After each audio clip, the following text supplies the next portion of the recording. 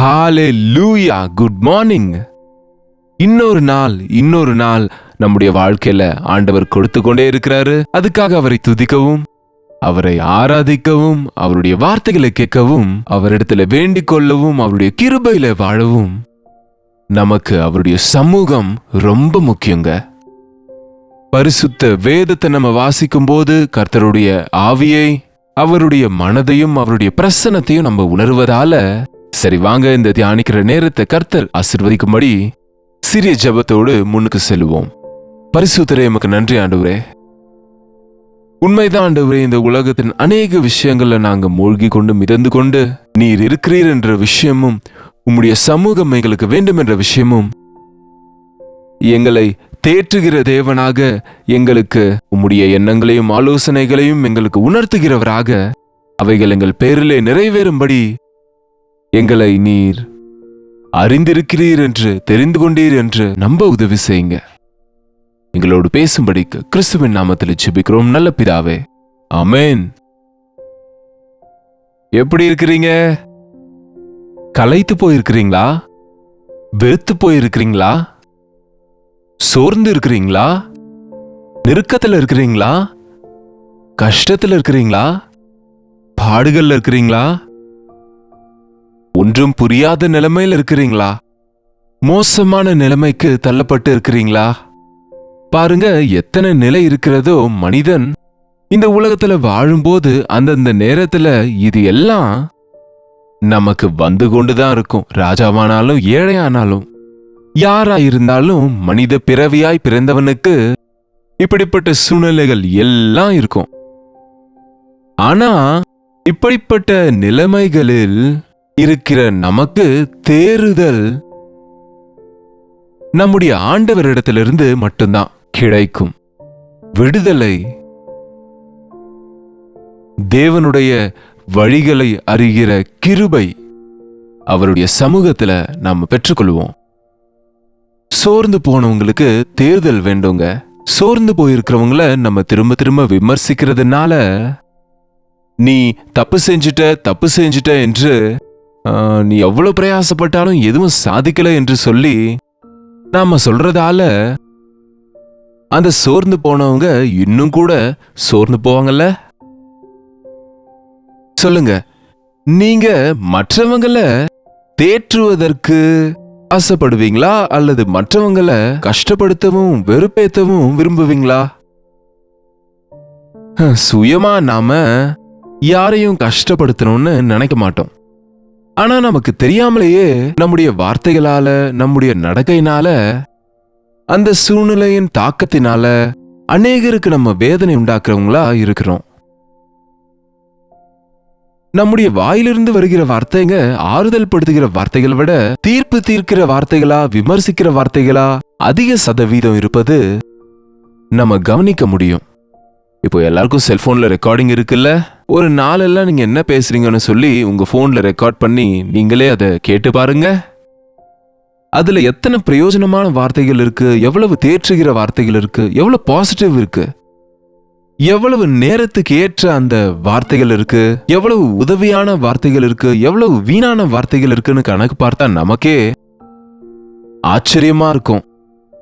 தேவ பிள்ளைன்னு சொல்கிற நானும் இப்படிதான் பேசுகிறேனா, இப்படிதான் இருக்கா என்னுடைய நிலைமைன்னு சொல்லி நீங்க உணர முடியும். ஒரு சோர்ந்து போன நபரை தேற்றுகிற ஞானம் நமக்கு வேண்டும்னா, ஞானம் நிறைந்த வார்த்தைகளால ஞானத்தோட நம்ம வாயை திறக்கணும்னு சொன்னா, எந்த சந்தர்ப்பத்துல எந்த வார்த்தையை பேசணும், யாரிடத்துல எப்படி பேசணும்னு நம்ம தெரிஞ்சுக்கணும்னா, பரிசுத்த வேதத்தை வாசிக்கணும். இன்னொரு விதத்துல சொல்லணும்னா, தேவனுடைய வார்த்தைகளை கேட்கணும். எவ்வளவா தேவனுடைய வார்த்தையை நம்ம கேட்போமோ அவ்வளவா நம்முடைய வாயிலிருந்து வருகிற வார்த்தைகள் அவருடைய வார்த்தைகளா, அந்த அன்பு நிறைந்த கிருபையுள்ள தயவுள்ள தேற்றுகிற வார்த்தைகளாக இருக்கும். ஒரு முறை ஏசாயாவின் புத்தகம் எடுத்துக்கொள்ளுங்க, உங்க வேதத்தை. ஏசாயாவின் புத்தகம் 50ஆம் அதிகாரம் 4ஆம் வசனம்.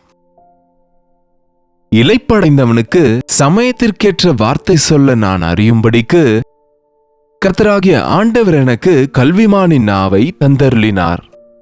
காலைதோறும் என்னை எழுப்புகிறார், கற்றுக்கொள்கிறவர்களைப் போல நான் கேட்கும்படி என் செவியை கவனிக்க செய்கிறார். இந்த நாள் முழுவதிலும் நம் வார்த்தைகள் இலைப்படைந்தவர்களை தேற்றுகிறதாயும் ஆதரிக்கிறதாகவும் சிறந்ததாகவும் அன்பிலும் கிருபையும் நிறைந்ததாகவும் இருக்கணும்னா ஒவ்வொரு காலையும் நாம அவருடைய வார்த்தைகளை கேட்க வேண்டும். 20 மினிட்ஸ் கூட இந்த அனுதின தியானத்துல கேட்க முடியாம 5 நிமிஷம் மட்டும் கேட்டுட்டு நிறுத்திடுறாங்களாம். இப்போ யூடியூப்ல அந்த ஸ்டாட்டிஸ்டிக்ஸ்ல எங்களுக்கு அது தெரிஞ்சிருது. சாதாரணமா எல்லாரும் ஒரு 11 மினிட்ஸ் தான் பார்ப்பாங்க. அதுக்கு மேல அவங்களுக்கு டைம் இல்லையோ என்னமோ. ஒரு மூவி பார்த்தா மணிக்கணக்கில் பார்ப்பாங்க. ஒரு ஸ்போர்ட்ஸ் பிளே பார்த்தா விருப்பமான கிரிக்கெட் மேட்ச்னா நாளெல்லாம் உட்காந்து கூட பார்ப்பாங்க. ஆனா தேவனுடைய வார்த்தைகளை கேட்பதற்கு மட்டும் எனக்கு எல்லாம் தெரியும், எனக்கு இதெல்லாம் தெரிந்தது தானே என்பது போல அலட்சியமா இருக்கிறத பார்க்கிறோங்க. முதல்ல நம்ம செய்ய வேண்டிய ஜெபமே, ஆண்டவரே உங்க வார்த்தையை கேட்கிற மனசு எனக்கு கொடுங்கன்னு. என்ன மனசு இது? புதுசா இருக்குல்ல, கேட்கும் மனது. கர்த்தராகிய ஆண்டவர் என் செவியை திறந்தார், நான் எதிர்க்கவும் இல்லை, நான் பின்வாங்கவும் இல்லை. கேட்காமல் நான் பின்வாங்கவும் இல்லை. காலைதோறும் என்னை எழுப்புகிறார், கற்றுக்கொள்கிறவர்களைப் போல நான் கேட்கும்படி என் செவியை கவனிக்க செய்கிறார். ஒரு சீஷன் கேட்பது போல. எல்லாரும் கேட்பது வேற, சீஷர் கேட்பது வேற. எல்லாருக்கும் செய்கிற அனௌன்ஸ்மெண்ட் வேற, சீஷனுக்கு கற்றுக் கொடுப்பது வேற. ஒரு சீஷன் குருவின் இடத்துல கவனமா கேட்பாங்க கற்றுக்கொள்வதற்கு, தானும் ஒரு நாள் குருவை போல இருப்பதற்கு. சீஷன் ரொம்ப ஆவலாக கேட்பாங்க, ஆசையோடு கேட்பாங்க, கவனமா கேட்பாங்க. தேவனுடைய வார்த்தை கேட்கும்போது நம்ம ஆசையா கேட்கணுங்க. விலையுயர்ந்த தேவனின் வார்த்தைகளா கேட்கணும். அலட்சியமா கேட்பது, ஒரு வார்த்தையை கேட்டு இன்னொரு வார்த்தையை விட்டு விடுவது, பாதி பாதி கேட்பது இன்றைக்கு இன்னும் ரொம்ப ஆபத்தாக இன்றைய விசுவாசிகள் என்பவர்களுக்கு மாறிவிடுகிறதுங்க. கேட்கிற புத்தியை கொடுங்க ஆண்டவரே எனக்கு. ஆமாங்க, சொல்றது ரொம்ப ஈஸி தான், பேசுவதற்கு ரொம்ப சக்தி ஒன்றும் தேவையில்ல. நமக்கு தெரியாமலேயே நம்ம வார்த்தைங்க கடகடன்னு பேசுவோம். நாவிலிருந்து வார்த்தைங்க கடகடன்னு வருங்க.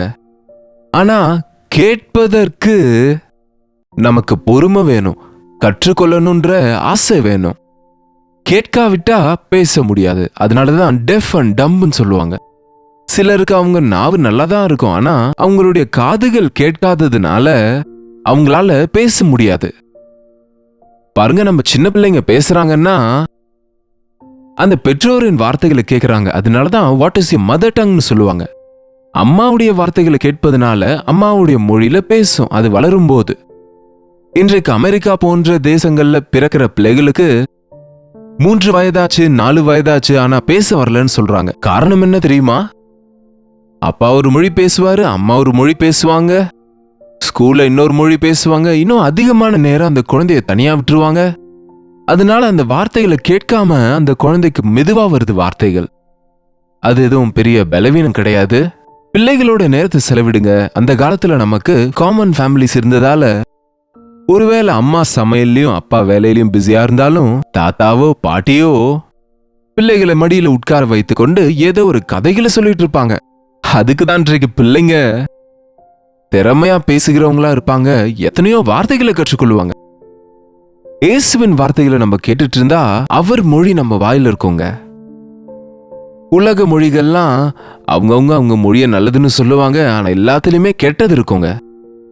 எல்லா மொழிகளையும் தங்களுக்கேற்ப சுயநலமா மாற்றி கோபத்தை அல்லது அவங்க தேவைகளை தீர்த்து கொள்ளதான் பயன்படுத்துறாங்க. ஆனா நம்முடைய இயேசு கிறிஸ்துவின் மொழி கிருபையால நிறைந்தது, அன்பினால நிறைந்தது, இலைப்படைந்தவர்களை தேற்றுகிறது. இலைப்படைந்தவர்களை நான் தேற்றும்படிக்கு ஒரு சீஷனுக்குரிய வாய் எனக்கு கொடுங்க. ஒரு சீஷனை போல நான் பேச வேண்டும்னு சொன்னா சீஷனுக்கு இருக்கிற கேட்கிற மனசு எனக்குள்ள உண்டாக்குங்க. நான் கேட்டா கற்றுக்கொண்டா நான் அதை மற்றவங்களுக்கு சொல்லி உங்க மேன்மையும் உங்க அன்பையும் சொல்லி மற்றவங்களை தேற்றுகிறவனா இருப்பேன். வெறும் வார்த்தையை பேசுறவங்க 1000 பேர் இருக்கிறாங்க. கிளி பேசுறது போல பேசுவதுன்னு சொன்னா அது நம்ம மனப்பாடம் செஞ்சு வச்சது போல அன்பா பேசுவாங்க. அதனால என்ன பயன்? எந்த உதவியும் செய்ய மாட்டாங்க தேவைப்படும் போது. அப்படிப்பட்ட வார்த்தைகள் இல்ல, அன்பு நிறைந்த, கிருபை நிறைந்த வார்த்தைகள் வேணும்னா தேவனுடைய வார்த்தைகள்னால நம்முடைய இருதயம் நிரப்பப்படணும். இன்னொரு முறை வாசிக்கிறேன் பாருங்க. இலைப்படைந்தவனுக்கு சமயத்திற்கேற்ற வார்த்தை சொல்ல நான் அறியும்படிக்கு கர்த்தராகிய ஆண்டவர் எனக்கு கல்வி மானின் நாவை தந்தருளினார். காலைதோறும் என்னை எழுப்புகிறார். கற்றுக்கொள்ளுகிறவர்களைப் போல நான் கேட்கும்படி என் செவியை கவனிக்க செய்கிறார். காலையில நீங்க என்ன வார்த்தைகளை கேட்கிறீங்களோ அதனுடைய தாக்கம் நாள் முழுசும் உங்க வாழ்க்கையில இருக்குங்க. அதுக்குதான் முதல்ல தேவனுடைய வார்த்தைகளை கேளுங்க. உலக வார்த்தைகளை கேட்காதீங்க. உலக காரியங்கள் மேல மனசு வைக்காதீங்க. தேவ வசனத்தை வாசிங்க. எல்லாருக்கும் அனுகூலமா நீங்க காலையில எழுந்திருக்கும் போது கேட்கணும்னு 7 மணிக்கு யூடியூப்ல அனுதின தியானம் கொடுக்கிறோம். ஒருவேளை நீங்க தாமதமாக எழுந்தாலும் தவறுதலா அது யூடியூப்ல இருக்கிறதுனால தேவ வார்த்தையை கேளுங்க. ஆனாலும் நீங்க அவ்வளவா யூடியூப்ல தான் பார்க்கணுன்ற அவசியம் இல்ல. உங்க வேதத்தை எடுத்து எந்த நேரமானாலும், கரண்ட் இருந்தாலும் இல்லாவிட்டாலும், செல் இருந்தாலும் இல்லாவிட்டாலும், உங்க வேதத்தை எடுத்து நீங்க வாசிச்சா தேவன் உங்களிடத்துல பேசுகிறாரு. கேட்கிற மனசு இருக்கா? கேட்கணும்ன்ற ஆசை இருக்கா? கேட்க அவர்கள் மனதை அவர்கள் ஆயத்தப்படுத்தாததினாலே கேட்க முடியாமல் போனது என்று எரேமியா புஸ்தகம் 6:10 எழுதியிருக்கு.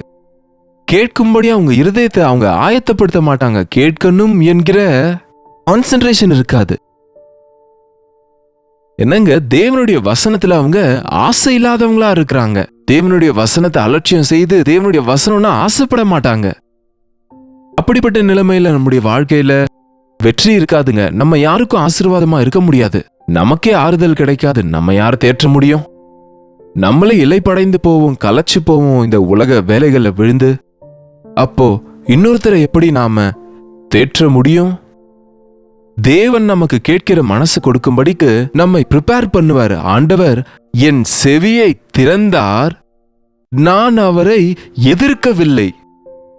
அந்த வார்த்தையை நான் கேட்கும்போது ஆண்டவர் எனக்கு நான் அதை உணரும்படி செய்தார். கேட்காம நான் விலகி போகல. தேவனுடைய வார்த்தைகள் பாருங்க. இன்றைக்கு நம்ம பெற்றோர் எவ்வளவோ நல்ல வார்த்தைகளை சொல்லுவாங்க. ஆனா எத்தனை பிள்ளைங்க இதயத்துக்குள்ள அது போகுது? ஒரு பாலை செவுத்துல அடிச்சா அது திரும்பி வருவது போல இன்றைக்கு யாருக்காவது ஏதாவது சொன்னா அதை திரும்பவும் நமக்கே திருப்பி அடிப்பாங்க. வசனம் இருதயத்தை பிடித்து கொண்டா அது அங்க அற்புதமான காரியத்தை செய்யுங்க. கேட்கிற மனசு கொடுங்க ஆண்டவரே எனக்கு. இயேசு ஆண்டவர் பிரசங்கங்களை செய்த பிறகு மத்தேயு, மார்க்கு, லூக்கா, யோவான் சுவிசேஷத்துல பார்க்கலாம். அவர் ஒரு பெரிய செய்தியை கொடுத்த பிறகு கேட்க காதுள்ளவன் கேட்க கடவன்னு சொல்லுவாரு. கேட்க காதுள்ளவன்னா அங்க இருக்கிறவங்களுக்கு காது இல்லையா? எல்லாருக்கும் காதுகள் இருக்கு, யாருக்கும் செவிடு கிடையாது. ஆனா கேட்கணும் என்கிற ஆசை இல்ல. தேவனுடைய வார்த்தைகளை காலையிலேயே கொஞ்ச நேரம் கேளுங்க. அந்த நாள் எல்லாம் நீங்களும் சோர்ந்து போக மாட்டீங்க, இளைத்து போக மாட்டீங்க, நீங்க நொந்து போக மாட்டீங்க. மட்டுமல்ல, இளைப்படைந்தவங்களை கூட தேற்ற முடியும். வெறுத்து போய் நொந்து போயிருக்கிறவங்களை கூட உங்களால எழுப்ப முடியுங்க. எஸ், கேட்பதற்கு தீவிரமாயும் பேசுவதற்கு மெதுவாயும் இருக்கிறவங்களா நம்ம இருக்கணும். கேட்பதின் பிரகாரம் நம்ம நடக்கணும்னு தேவனுடைய வசனம் எச்சரிக்கிறது. ஒவ்வொரு நாளும் ஆண்டவர் உங்களுக்காக கொடுக்கிற செய்தியை கொண்டு வருகிறோம் இல்லையா? கேளுங்க, விசுவாசிங்க, இருதயத்தில் அதை ஏற்றுக்கொள்ளுங்க, வசனத்தின்படி வாழுங்க. நீங்க ரொம்ப முயற்சி செய்யாமலேயே உங்க வார்த்தைகள் அநேகருக்கு ஆறுதலை உண்டாக்கும், இளைத்தவர்களுக்கு தேற்றுதலை உண்டாக்கும், பயத்தில் இருக்கிறவங்களுக்கு தைரியத்தை உண்டாக்கும், பலவீனர்களுக்கு விசுவாசத்தை பெருக்க உதவியா இருக்கும். வசனத்தை கேட்போம், தியானிப்போம், அதன்படி நடப்போம். அநேகருக்கு தேவனுடைய வார்த்தைகளின் சத்தியத்தை தெரிவிப்போம். ஜெபிப்போம். பரிசுத்தரே, அன்புள்ள தகப்பனே, இந்நேரத்தில் யார் யார் இந்த வார்த்தைகளை எங்கிருந்து கேட்டாங்களோ நீர் அறிவீரப்பா. இளைத்து போயிருக்கிறோம், வெறுத்து போயிருக்கிறோம். இந்த வேலைகளின் சுமைனால, உத்தியோக சுமைனால, குடும்ப சுமைனால, என்று இன்றைக்கு எங்க பார்த்தாலும் ஆண்டவரே மனுஷங்க ஓன் அவுட் ஆவது, எக்ஸாஸ்டா இருப்பதை, இளைத்து களைத்து போவதை, தோய்ந்து போவதை பார்க்கிறோம் அப்பா. அவ்வப்போது எங்களை புதிதாக்கும்படிக்கு, புதிய பலனை கொடுப்பதற்கு, புதிய சக்தியை கொடுக்கவும், தேற்றவும், ஆறுதலை கொடுக்கவும், பலப்படுத்தவும் ஆண்டவரே உம்முடைய வார்த்தைகளை எங்களுக்கு கொடுத்திருக்கிறீங்க. உம்முடைய பரிசுத்த வேதத்தில் இருக்கிற வார்த்தைகள் எங்களுடைய விசுவாசத்தை பெருக்குகிறது, தைரியத்தை உண்டாக்குகிறது, ஞானத்தை கொடுக்குதப்பா. எங்க வாழ்க்கையில ஒரு பெரிய மாற்றத்தை, அதுபோல எங்கள் வார்த்தைகளின் மூலம் அநேகருடைய வாழ்க்கையில ஆசீர்வாதத்தை நாங்க பார்க்க முடிகிறதப்பா. ஒவ்வொரு நாள் காலையும் அப்பா கேட்கிற மனசு கொடுத்து, கேட்ட வார்த்தையின்படி நடக்கிற மனதை எங்கள் ஒவ்வொருவருக்கும் நீர் கொடுக்கும்படிக்கு கிறிஸ்துவின் நாமத்தில் ஜெபிக்கிறோம் நல்ல பிதாவே, ஆமென். பிதாவாகிய தேவனுடைய அன்பும் குமாரனாகிய இயேசு கிறிஸ்துவின் கிருபையும் பரிசுத்த ஆவியானவருடைய அந்யோன்யமும் ஐக்கியமும் கூடி வந்திருக்கிற அனைவருக்கும் இப்பொழுதும் சதா காலமும் துணையாயிருப்பதாக, ஆமென். தேவனுக்கு ஸ்தோத்திரம். உங்களுடைய ஜெப விண்ணப்பங்கள் மற்றும் பிரைஸ் ரிப்போர்ட்ஸ் எங்களுக்கு 8939801234 என்ற நம்பருக்கு நீங்க எங்களுக்கு வாட்ஸ்அப் மூலியமா ஒரு டெக்ஸ்ட் அல்லது வாய்ஸ் மெசேஜ் அனுப்புங்க. நாங்க உங்களுக்காக ஜெபிக்க ஆவலோடு இருக்கிறோம். நீங்களும் ஜெபிங்க. கர்த்தர் நிச்சயமா பெரிய காரியங்கள் உங்களுக்கு செய்வாரு. கர்த்தருக்கு சித்தமானால் நாளைக்கு இதே நேரத்தில் கர்த்தருடைய வார்த்தையோடு இதே அனுதின தியான நிகழ்ச்சியில மீண்டும் உங்களை சந்திக்கிறேன். அதுவரை கர்த்தருடைய கிருபை உங்களுக்கு துணையாயிருப்பதாக.